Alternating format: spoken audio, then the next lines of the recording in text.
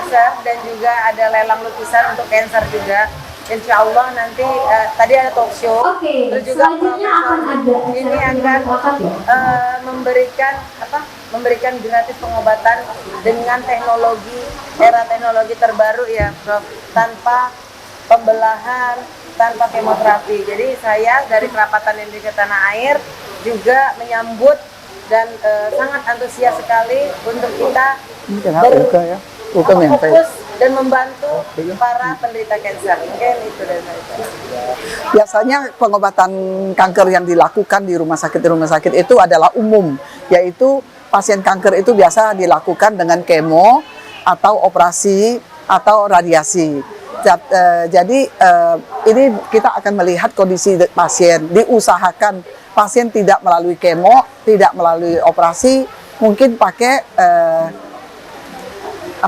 pengobatan yang simpel, jadi yang semua invasive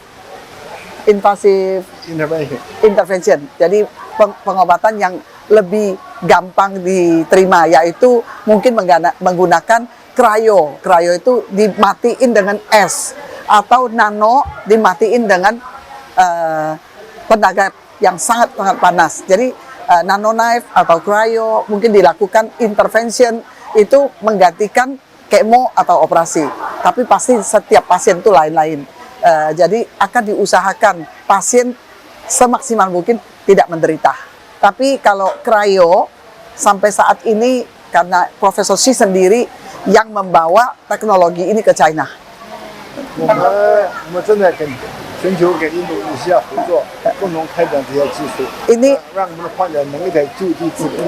Ini teknologi yang tidak gampang. Sangat susah karena dia harus tepat sekali. Prof Shi lagi mencari partner di Indonesia. Kalau bisa mendapat partner di Indonesia, kita bisa studi banding atau tukar menukar ilmu, mengharapkan pasien-pasien kanker bisa berobat di Indonesia saja. Belum, masih jajakan berapa rumah sakit. Yang penting mereka punya visi misi yang sama dengan Prof Shi, yaitu harus mementingkan pasien, jangan dijadikan pasien itu komersial. Biasanya pasien yang datang berobat itu harus diteliti dulu, dibaca dulu riwayat penyakitnya dan pengobatan apa yang terbaik untuk pasien. Jadi tidak hanya begitu dia lakukan cryo udah selesai. Jadi mungkin harus ada integrated ya dengan beberapa pengobatan. Jadi ini tergantung dengan kondisinya pasien itu. Jadi tergantung kanker apa yang diderita. Seperti kanker payudara. Biasanya kalau waktu ketahuan itu awal-awalnya itu adalah satu benjolan kecil. Nah kalau benjolan kecil mungkin 2-3 cm atau di bawah 5 cm itu kalau asal dia selama tidak nyebar itu kebanyakan itu bisa sembuh total ya. Jadi digunakanlah cryosurgery ini, langsung dimatikan sel kankernya. Kalau dia masih kecil itu tidak boleh dilakukan kemo atau operasi. Karena kalau dilakukan kemo operasi dia akan cepat menyebar lagi. Jadi yang paling cepat itu, kenapa kali ini kami mengundang Profesor Shi Jianguo, dia adalah ketua Yayasan Kanker China. Itulah kita mau kembangkan bagaimana supaya menghindar. Pertama, begitu teraba ada benjol, langsung diperiksa. Jadi sedini mungkin mengetahui apa jenisnya benjolan yang ada di payudara ini, jadi lebih cepat bisa diatasi.